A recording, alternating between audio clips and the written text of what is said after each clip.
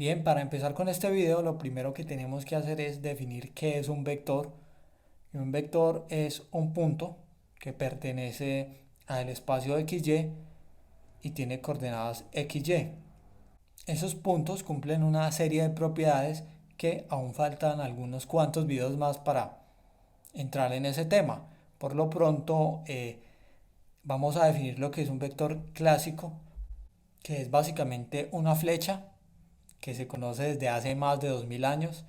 Esta flecha tiene un ángulo con el eje X, un ángulo teta, tiene una dirección que es hacia donde apunta y tiene una magnitud que es básicamente su distancia. Esa magnitud de ese vector, si lo llamáramos A, pues lo expresamos con unas barras y generalmente se le dice a esto la norma de A, es decir, la magnitud de este vector. Todos sabemos que es muy fácil saber qué magnitud tiene en un plano cartesiano porque conocemos el teorema de Pitágoras, una componente al cuadrado más la otra componente al cuadrado. A estos objetos llamados vectores a veces los representamos también con una flecha sobre la letra que lo identifica. Generalmente siempre se usan letras mayúsculas para identificar a un vector. Bien, algo que hay que entender es que estos vectores no son una línea recta, son puntos en el espacio, pero los identificamos con una línea imaginaria desde el punto 0,0 hasta donde se encuentra ese punto. Y esas líneas, aunque imaginarias, son muy importantes porque ya estarán recordando las leyes de Newton. En física siempre se representan fuerzas, normal, peso, aceleraciones, con este tipo de flechas que tienen una dirección, una magnitud y un sentido. Entonces vamos a definir qué propiedades tienen los vectores con las operaciones básicas, la suma, la multiplicación, etcétera. Por ejemplo, tenemos el punto A 2,4. Entonces vamos a dibujar otro vector B con coordenadas 5,2 y queremos sumar dos vectores, el vector A más el vector B, y sumarlos es muy sencillo haciéndolo componente a componente. Primero se suman las componentes x1 y x2 y luego las componentes en y.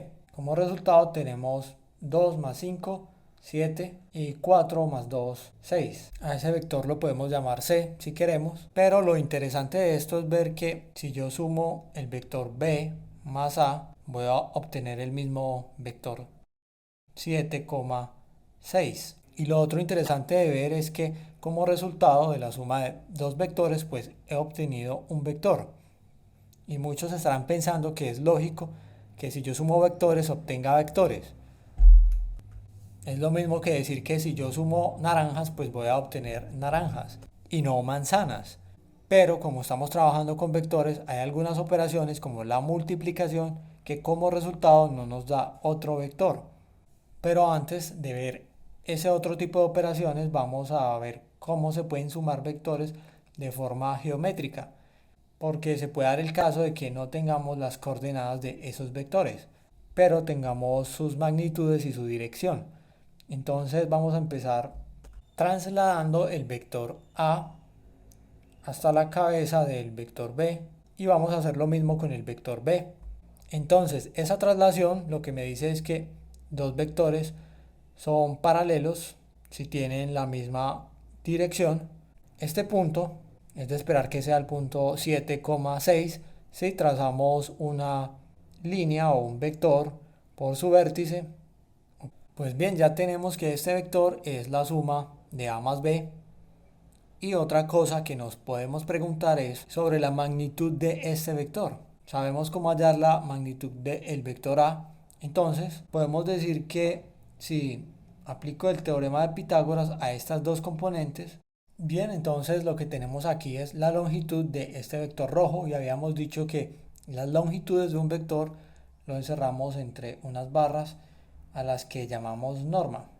Entonces cabe preguntarnos qué pasa si yo sumo la norma de A más la norma de B. ¿Serán iguales o parecidas o menores a la norma de A más B. Es decir, lo que me estoy preguntando es si yo sumo la longitud del vector B más la longitud del vector A, ¿qué cifra me va a dar? Lo podemos hacer de forma analítica ya que todos conocemos el teorema de Pitágoras, así que voy a decir que la norma de A es igual a la raíz de los cuadrados de las componentes, o sea 4 más 16, y esto me da raíz de 20. Ahora hago lo mismo con la norma de el vector B, raíz del cuadrado de las componentes, y lo que tenemos es la raíz de 29. Pues bien, si sumamos esos dos resultados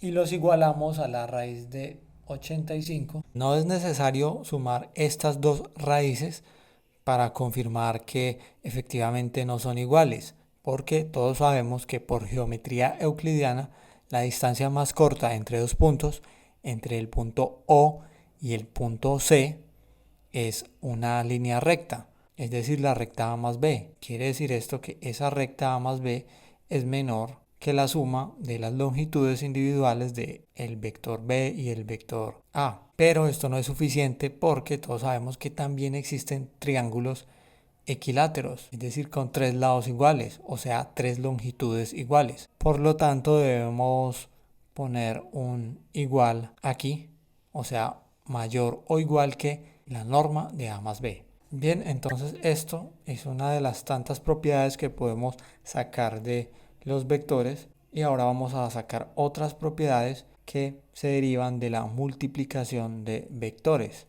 Bien, entonces voy a guardar esta propiedad por aquí y voy a mirar qué sucede si multiplico el vector A por el vector B, y lo que tengo es que voy a multiplicar 2,4 más 5,2. Entonces lo que voy a hacer es multiplicar componente a componente, 2 por 5, o sea 10, pero en lugar de poner una coma voy a escribir un más. 4 por 2 es 8, 18. Y aquí hemos obtenido un número real y no un vector. Bien, algo más que podemos hacer con estos vectores es observar lo que pasa cuando se multiplica un vector por el mismo. Por ejemplo, si hacemos A.A, lo que tenemos es 2,4 multiplicado otra vez por 2,4. Entonces, si seguimos el mismo procedimiento que seguimos arriba, tenemos que multiplicar miembro a miembro y sumarlos. ¿Qué es esa multiplicación? Es básicamente 2 a la 2 más 4 a la 2. Y digamos que lo que estamos haciendo es elevar las componentes en X y las componentes en Y de un vector al cuadrado, es decir, la longitud en X y la longitud en Y. Lo cual quiere decir que tener un vector al cuadrado es igual a tener cada una de sus componentes al cuadrado. Las componentes de un vector también se pueden llamar a sub 1, a sub 2 al cuadrado, hasta a sub n al cuadrado. Es decir, un vector de cualquier dimensión cumple estas propiedades. Despejando este cuadrado, lo que tenemos es esto que ya todos conocemos, Pitágoras. Pues bien, esto ya lo sabíamos. Si le ponemos dos barras aquí, pues tenemos que la norma de A es igual a la raíz de sus componentes. Ya lo habíamos dicho desde un principio. Pero ¿qué pasa si reemplazamos esto? Que ya sabemos que es el producto de multiplicar A por A. Y también podemos reemplazar esta raíz por una forma de potencia a la 1/2, con lo cual nos queda otra expresión para escribir en la colección.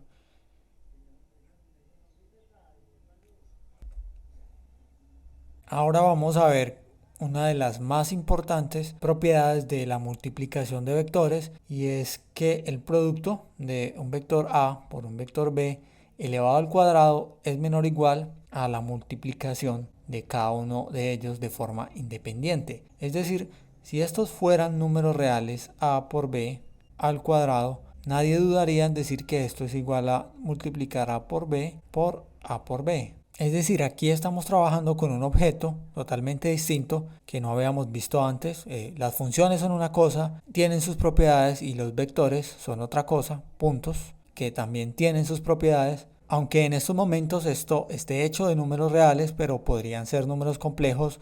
Entonces, para concluir con la desigualdad de Cauchy, podemos decir también que si usamos esta propiedad que acabamos de concluir, pues podemos escribir a.b al cuadrado es menor o igual a punto A, pero ¿qué pasa si elevamos al cuadrado a ambos lados? Pues cancelamos y tenemos que la norma al cuadrado es igual a punto A. Es decir, aquí puedo escribir la norma de A al cuadrado y la norma de B todo al cuadrado. Por lo tanto, si a la izquierda del igual está elevado al cuadrado y a la derecha también, entonces esto es igual a por B menor o igual a la norma de A por la norma de B. Aquí falta algo muy importante y es agregar el valor absoluto, porque al sacar raíces cuadradas a ambos lados, pues lo que tenemos aquí adentro es lo mismo que sucede cuando tenemos raíz de x al cuadrado. Bien, aquí no estamos demostrando esta desigualdad, pero es muy importante para demostrar muchísimas cosas en el álgebra lineal.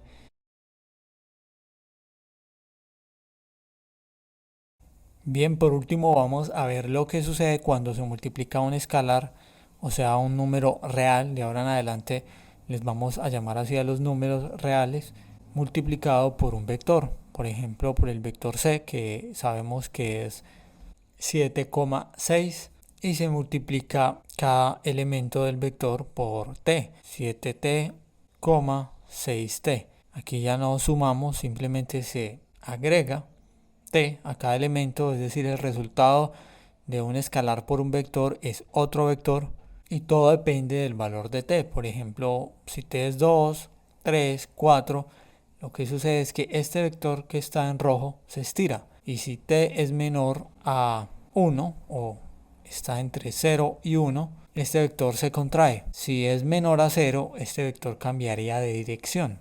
Aquí se puede ver el vector c multiplicado por t igual a 1, no cambia de coordenadas, pero si incrementamos el valor de t, el vector se estira, y si lo disminuimos, pues se contrae. Y si es negativo, esta última propiedad de las multiplicaciones por escalares hay que tenerla en cuenta para entender la ecuación del producto punto que vamos a ver en el próximo video. Por el momento esto sería. La pregunta es, ¿se pueden dividir dos vectores? Es decir, la pregunta, ¿cuántas veces está B entre A? Pues esto sí se podría dividir si fuesen normas. ¿Cuántas veces está la longitud de B en A? Si A es más grande, pues podemos llegar a un número que va a ser un número real. Pero este no es el tipo de división de vectores que nos estamos preguntando.